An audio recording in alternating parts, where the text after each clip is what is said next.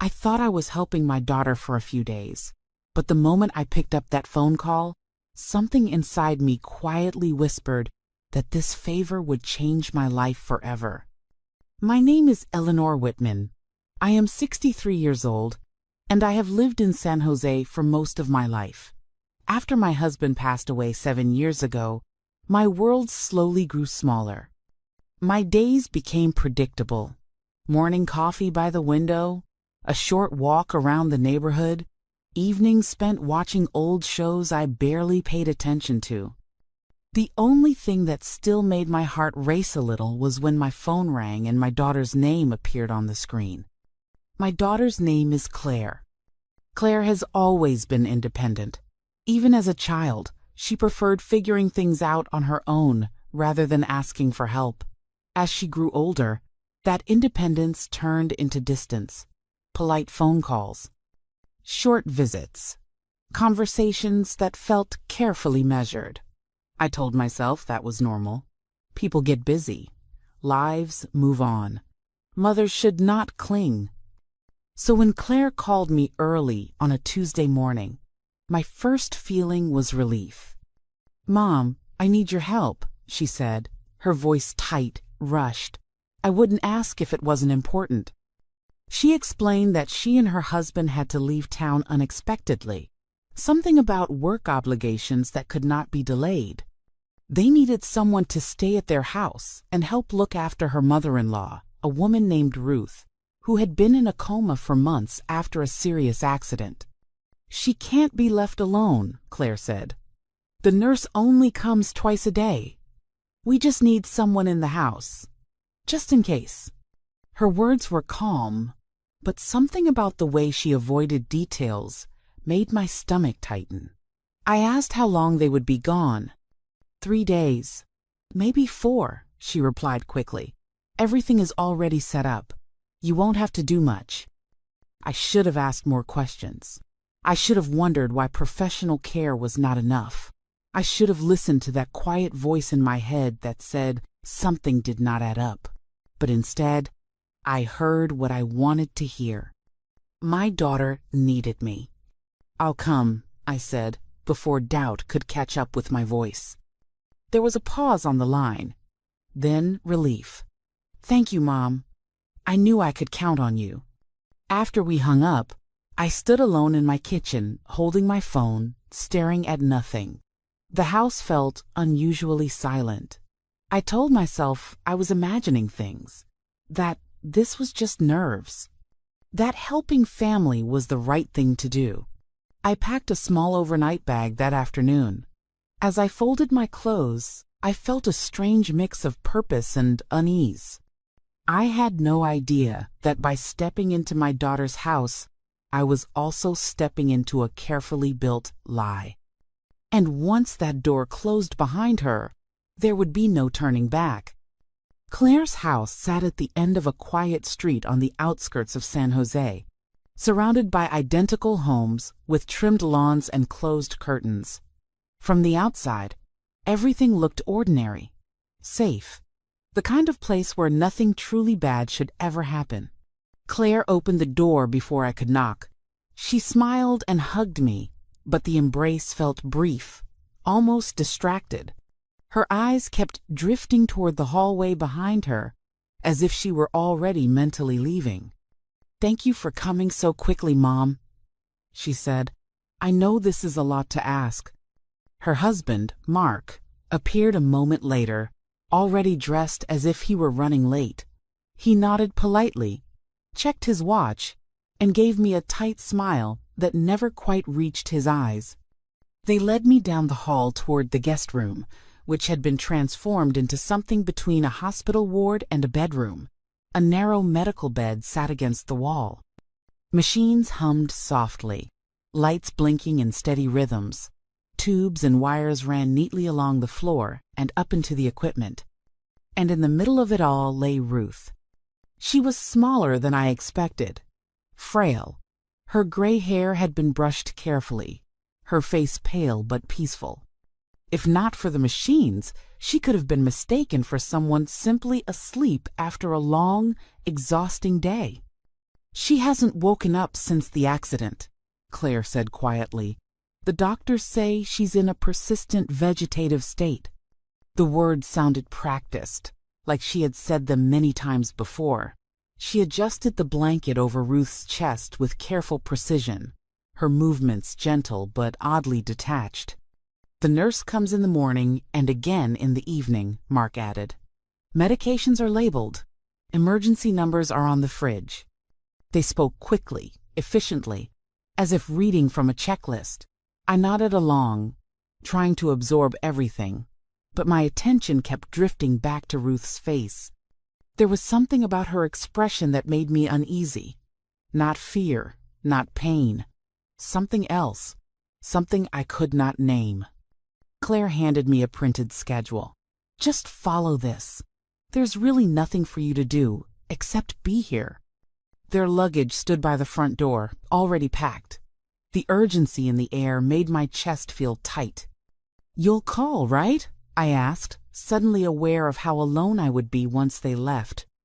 Of course, Claire said, though she did not meet my eyes. We'll check in. Mark kissed Claire's cheek, then turned to me. We appreciate this more than you know. And just like that, they were gone. I stood in the entryway, listening as the front door closed, the sound echoing through the house. Their car pulled away, the engine fading into the distance until there was nothing left but silence.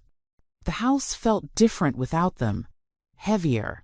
The hum of the medical machine seemed louder now, filling the space with an unsettling rhythm. I walked back to Ruth's room and sat beside the bed. Up close, I could see the faint rise and fall of her chest. Her breathing was steady, calm. She's peaceful, I whispered to myself. But as I reached out to adjust the blanket, a chill ran down my spine. For the first time since arriving, I felt a deep, unshakable sense that I was not just watching over someone. I was being placed exactly where someone else wanted me to be. I stayed beside Ruth's bed longer than I meant to. The steady beeping of the machines created a strange sense of time slipping away, as if the world outside that room had paused. I told myself this discomfort was normal. Anyone would feel uneasy sitting alone with a woman who had not opened her eyes in months. I stood to make myself a cup of tea, hoping the simple routine would calm my nerves. But before I reached the doorway, I heard it. A sound. Soft, broken, almost like a breath trying to form words. I froze. At first, I convinced myself it was one of the machines. Old houses made noises, tubes shifted, metal clicked. I took one more step toward the hall, and then I heard it again. Please, don't leave. The voice was weak, but unmistakably human. My heart slammed against my chest as I turned slowly back toward the bed. Ruth's eyes were open. Not fluttering, not unfocused. Open and locked onto mine. I stumbled backward, grabbing the edge of the bed to keep myself from falling. My mouth opened, but no sound came out. You're awake, I whispered. Her lips trembled as she nodded. The movement so small, it might have gone unnoticed by anyone not staring directly at her. Thank God, she murmured. You're finally alone. My legs gave out, and I sank into the chair beside her bed. Claire said, the doctors said, you were in a coma. Ruth's eyes filled with tears. She swallowed hard before speaking again. That's what they want everyone to believe. The room seemed to tilt. I pressed my hand to my chest, trying to slow my breathing. How long? I managed. How long have you been awake? Long enough, she said. Long enough to know I might not survive this if someone didn't come. I leaned closer, my voice shaking. What are you talking about? They drug me, she whispered. Every day, sometimes twice a day, just enough to keep me unconscious when anyone else is around. I shook my head. refusing to accept it. That's not possible. Claire wouldn't do that. She's my daughter. Ruth squeezed my hand with surprising strength. I know this is hard to hear, but she and her husband are stealing from me. My money, my house, everything I worked for. A cold wave swept through my body. No, there must be some mistake. There isn't, Ruth said quietly. And that's not the worst part. I swallowed. What could be worse than this? She looked toward the door, then back at me. Her voice dropped to a whisper so soft I had to lean in to hear it. They're planning to let me die. The words hung in the air between us, heavy and final. And, she added after a moment, they brought you here so you could say you never saw me wake up. My stomach twisted violently. In that instant, I understood something terrifying. I had not been invited into this house to help. I had been chosen to make sure no one ever questioned what was about to happen. I sat frozen beside Ruth's bed, my fingers still wrapped around her hand as if letting go might make everything she said disappear. My mind raced, trying to find a version of reality where this made sense, where my daughter was still the person I believed she was. You must be confused, I whispered, though my voice lacked conviction. You've been through a terrible accident. Medications can cause hallucinations. Ruth shook her head slowly. I thought the same thing at first. I wanted to believe I was imagining it. But confusion doesn't explain forged signatures. It doesn't explain empty accounts. My chest tightened. What do you mean, empty accounts? She closed her eyes for a moment, as if gathering strength. They've been moving money for months, small amounts at first, so no one would notice. Retirement funds, investment accounts, even my savings from the house I own in Oregon. I felt dizzy. Claire said, she was handling your finances to help you recover.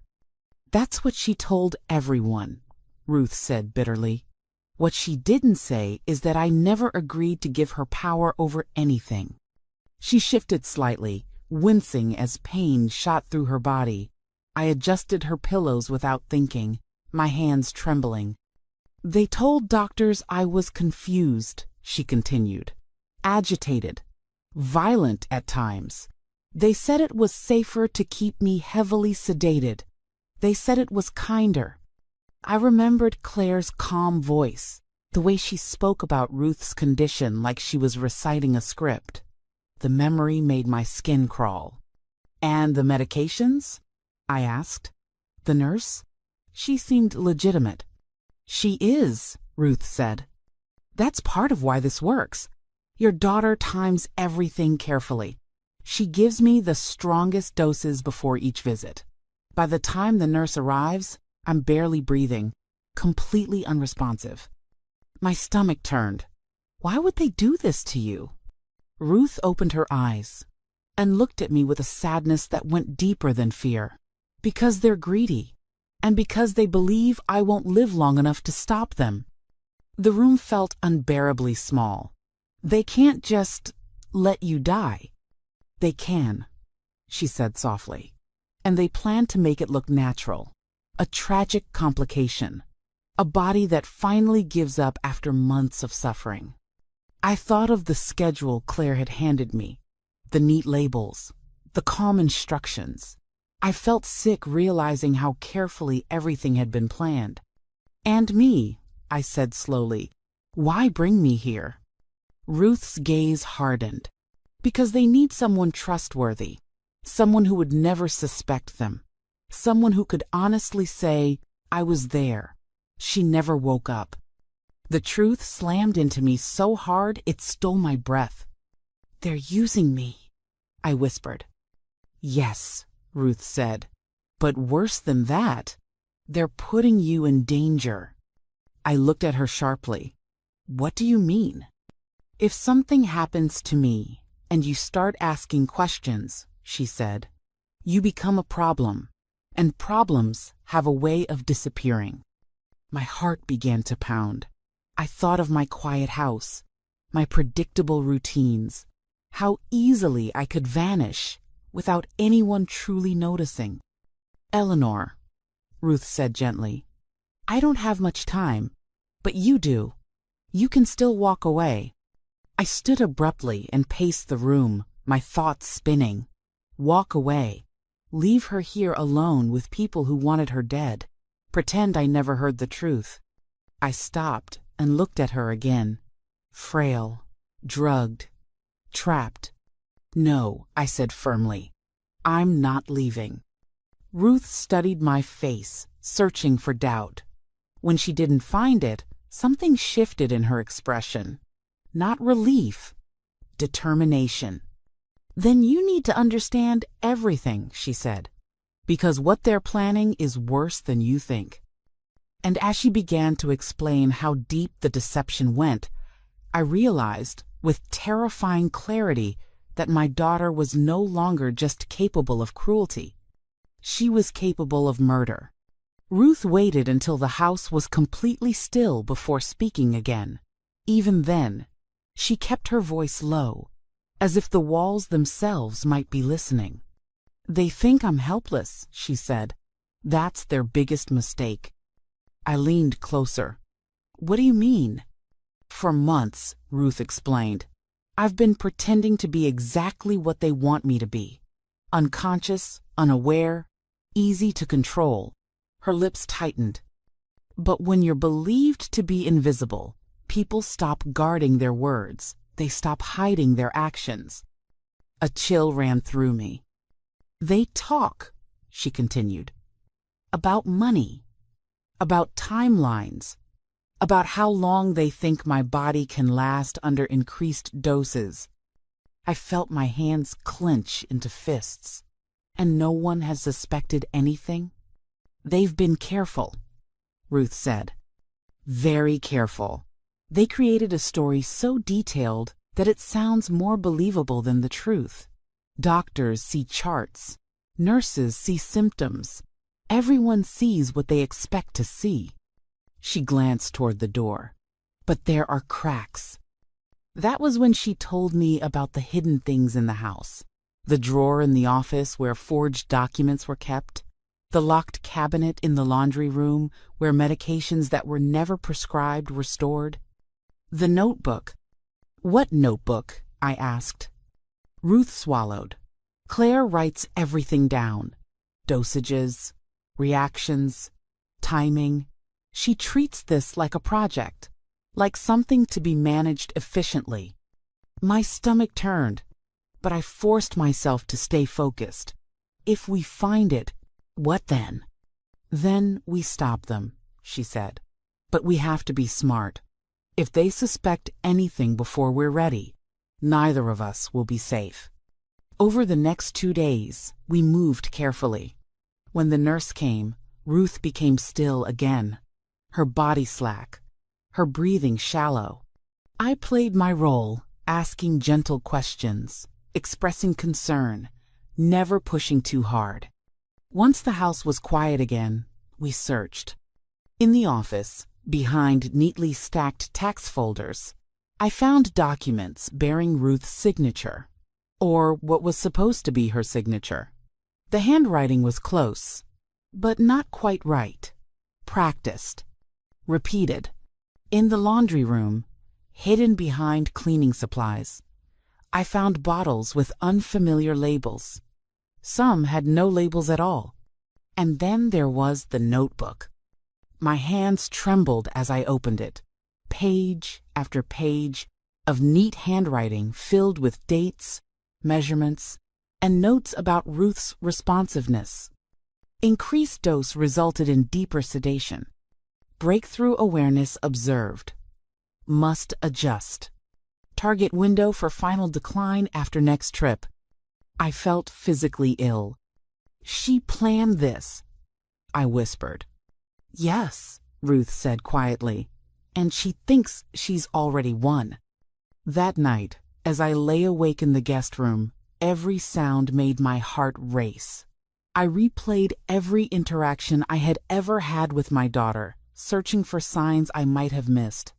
How had I not seen this coming? The next morning, Ruth told me something that shifted everything. I contacted a lawyer months ago, she said, through a friend. And eventually, authorities. But they need proof of intent, not just theft, not just neglect. My breath caught. They need evidence that they plan to kill you. She nodded. And that's where you come in. I stared at her. Fear and resolve colliding in my chest. They trust you, Ruth said. They think you're harmless. That makes you the most dangerous person in this house. In that moment, I understood something terrifying and powerful. I was no longer just a witness. I was part of the trap. They came back sooner than expected. I was in the kitchen rinsing a cup when I heard the sound of tires on gravel, followed by the low murmur of voices outside. My heart dropped. We were not ready. Not fully, but there was no time to panic. I walked to Ruth's room just as the front door opened. She had already gone still, her eyes closed, her breathing shallow and uneven. To anyone watching, she looked exactly as they believed she should. "Mom, we're home," Claire called out, her voice bright, almost cheerful. She appeared in the doorway moments later, suitcase still in hand. Her eyes went straight to Ruth, then to me. She smiled. "How was everything?" she asked. "Quiet," I said. The nurse came as scheduled. She mentioned Ruth's breathing seemed a little slower. For just a second, something flickered across Claire's face. Satisfaction. It was gone so quickly, I might have imagined it if I hadn't been watching so closely. "That can happen," she said calmly, "especially at this stage." Mark set their bags down and leaned against the wall. "Doctors warned us things might start declining soon." The words landed exactly as Ruth had predicted. That evening, the house felt different. Tighter. Claire hovered over Ruth's bed longer than before, adjusting IV lines, checking charts, making notes. She spoke softly, but there was no tenderness in her movements now. Only control. At dinner, Claire spoke openly, assuming I was still the obedient, trusting mother she believed me to be. "We need to be prepared," she said, folding her napkin carefully. "If Ruth's condition worsens, it could happen quickly." "What should I watch for?" I asked, keeping my voice steady. "Changes in breathing, skin color, long pauses between breaths," she replied without hesitation. "If that happens, we'll do everything we can. But sometimes the body just gives up." Mark nodded. "At least she won't suffer." I felt something inside me harden. Later that night, Claire cornered me in the hallway. "Mom," she said softly, placing a hand on my arm, "I need to know I can count on you." My pulse quickened. "Count on me for what?" She lowered her voice. "If things take a turn. If Ruth passes while you're here, we'll need you to be very clear about what you saw." "I saw someone who never woke up," I said carefully. Claire smiled. "Exactly." Her grip tightened just slightly. "You're older. You live alone. I worry about you sometimes." The threat was subtle, wrapped in concern, but unmistakable. That night, I barely slept. The next morning, Claire began documenting what she called concerning changes. She made phone calls to doctors I had never met. She spoke in urgent tones, describing symptoms she herself was creating. The nurse arrived in the afternoon and confirmed the decline Claire had predicted. Lower oxygen levels. Irregular heart rate. "This could be the beginning of the end," the nurse said gently.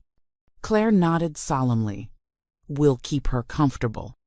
After the nurse left, Claire prepared the evening medications herself. I watched from the doorway as she measured carefully, more precisely than before. "This may be the last adjustment," she said quietly. It's the humane thing to do. I met Ruth's eyes for the briefest moment. She squeezed my fingers once. We were close now, closer than Claire realized. And as she lifted the syringe, believing she was about to finish what she started, she had no idea that everything she said and did was being recorded. The monster was finally fully exposed, and the trap was ready to close. Claire stepped closer to the bed, the syringe steady in her hand. Her face was calm, focused, almost serene, as if she were performing a routine task instead of ending a life. "This will help her rest," she said softly, more to herself than to me. Mark stood by the door, arms crossed, watching. There was no hesitation in his eyes, no doubt, only impatience. I felt my heart pounding so loudly I was sure they could hear it. Every instinct in my body screamed to stop her, to grab her arm, to shout. But Ruth's fingers pressed gently against mine. A signal. Now. "Wait," I said, my voice sharper than I intended. Claire paused, annoyed. "What is it, Mom?"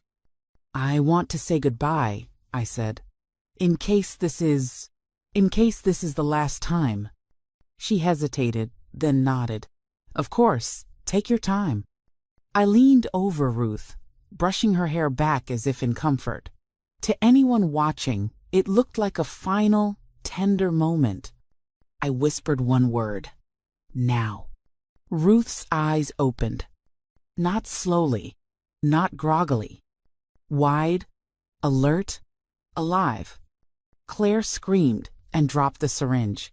It hit the floor and rolled under the bed, the liquid inside spilling across the tile. Mark stumbled backward, knocking into the wall. "This isn't possible," Claire whispered. "You can't. You're not supposed to." Ruth sat up. The machines continued their steady hum, as if nothing extraordinary were happening. But everything had changed. "Hello, Claire," Ruth said calmly. "Were you about to give me my final dose?" Claire's face drained of color. "She's confused," she stammered. "This is one of her episodes." "Is it?" Ruth reached for the small recorder on the bedside table.